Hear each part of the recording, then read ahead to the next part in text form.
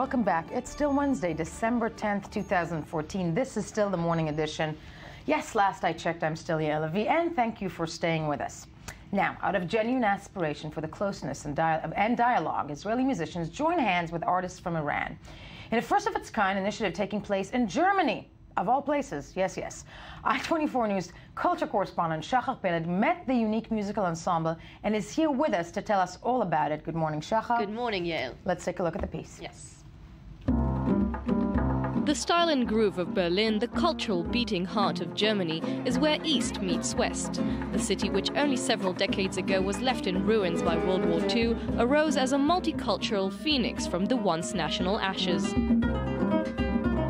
Berlin is filled with artists and filled with musicians, so it makes making a music ensemble easier than other places in Germany. Israeli musician Yuval Halpern was contacted by Iranian Babak Shafian, who told him he would like to create a music ensemble combining Jewish Israeli and Persian Iranian musicians. At first I thought, okay, a guy from Iran contacting me, maybe he wants to kidnap me, maybe he's a terrorist. But then I thought, well, I googled him a bit and I thought, well, I'll just give it a try. And that's how Sista Nagila was born. Consisting of Iranians and Israelis who communicate through music, its hybrid name originates from the southern Iranian county of Sistan, which almost naturally completes the Jewish folk song Hava Nagila. For me, it was fascinating because before Sista Nagila, I've never had any Israeli friends. This is why I was glad to take part in this project. Through the media, it's easy to believe that Iranians and Israelis will always be in conflict, but they are interested in each other.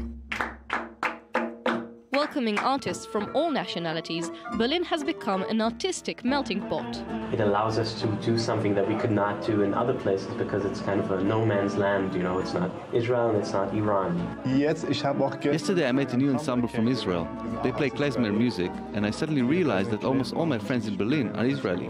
How about reactions back home? Yes, of course it's necessary to be cautious, but Iran, maybe people can't believe and think it's dangerous. It's not all like that. We're just making music, not politics. After performing in a synagogue and concert halls, the group is now set for their new venture. This crowdfunding is to record our first album with our own music. We have no finances behind us. We are doing everything ourselves. As much as they try to leave politics aside, the group understands there is a political statement by merely working and performing together. I hope that someday in the future there won't be any problems between the two countries and we could visit Israel and Israelis could visit Iran, and perhaps we could perform there. Until then, Sista Nagila is all about creating music together, conveying a very simple message. Music brings people together. Music builds a bridge between cultures, and to show the world that it's better to make music than war. As coexistence in the Middle East is becoming a distant dream, it just might be that only on foreign land, and perhaps specifically on Berlin soil, a new form of friendship can emerge. Beyond the black history in the past, there is an alternative present, which is very difficult to find in Tel Aviv or in Tehran, but is already happening here in this city. Shachar Peled, I-24 News, Berlin.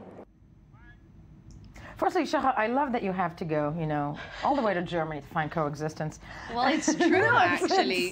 You know, this is part of the story, actually, because Israelis managed to bond with other nationalities from the turbulent Middle East. It's something you won't be able to find here in the Middle East, and especially within Israeli borders. I don't think you could find an Israeli-Iranian friendship in this area, because Berlin is very welcoming, not only artistic-wise, but also in this very liberal open-mindedness of coexistence and dialogue. This is something that I think from its 70-year experience 70 years ago, it has now become, we've spoken to some experts on the matter, in fact, in Berlin, and they say it's, they wouldn't say it's a pacifist country, but these are people who are really trying to bring about peace and So, change I really to the world. Well, when it comes to Berlin, because it's the city formerly divided. Exactly. The city formerly divided, East, Western Germany, the whole unification is part of their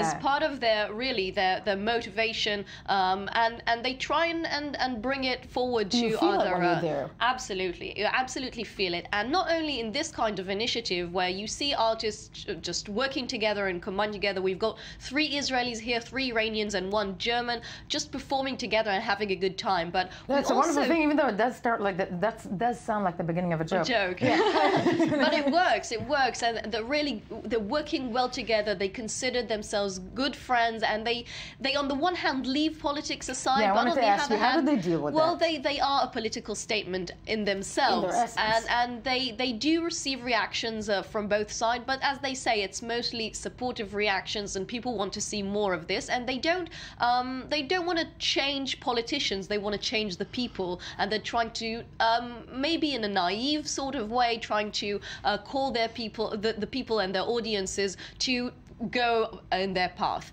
And what we saw there is more initiatives from within Germany to try and bring Israelis and other nationalities, namely Palestinians, together. For example, Cooking for Peace, which is an initiative to find a recipe for peace. It's a cooking class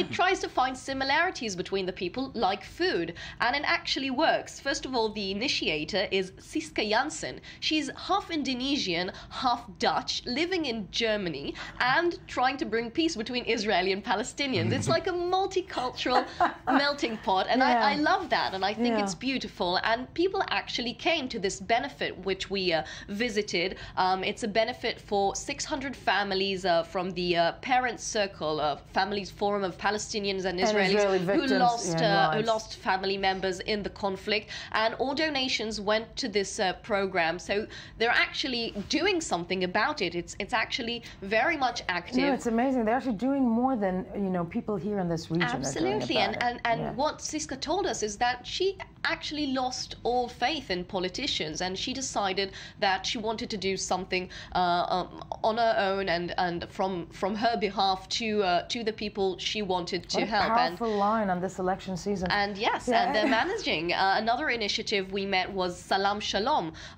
This is in the neighborhood. Peace. Exactly, in Arabic and in Hebrew. This takes place in the neighborhood of Neukölln, which is a neighborhood once proclaimed by a rabbi no-go area for Israelis and Jews because of the high rate of Muslim population there. And this is a group of Muslims, of Jewish people, of other nationalities and religions sitting together, trying to not only talk peace, but also trying to bring about coexistence in this neighborhood and in Berlin in general. And once again, I asked them, don't you think this is a naive initiative? Don't you think you're like sitting in round tables and talking? What would this bring about? Exactly. But they believe they set an example. They believe that this is the way from the people, from the young people. Many young people we met there, a sweet guy called Ido and a lovely Palestinian called Laila, sitting together, laughing, eating hummus in Azam Lebanese restaurant in the heart of Berlin. And they say it's now a no-go area for racism and ethnic hatred. So they changed the entire perspective of no-go areas for Jews or Muslims to no racism, no hatred. And the more people are joining them, it's actually working. No, first of all, it's always a pleasure to have you, but this is the type of story that after a morning of death, torture, destruction. A bit of light at the end of the tunnel. And as we're sitting in the Middle East, it doesn't seem to be, getting out of the quagmire that it lives in. It's wonderful, and the point goes to the point of, as you said, which is their line, that maybe we have to go back to the people rather than the politicians. And once people truly believe this is possible, dialogue and coexistence are possible if we just speak about these things and put violence aside, it works. No, definitely. Jaffa Port, such a pleasure to have you with us this morning. As always, of course, locked in the studio.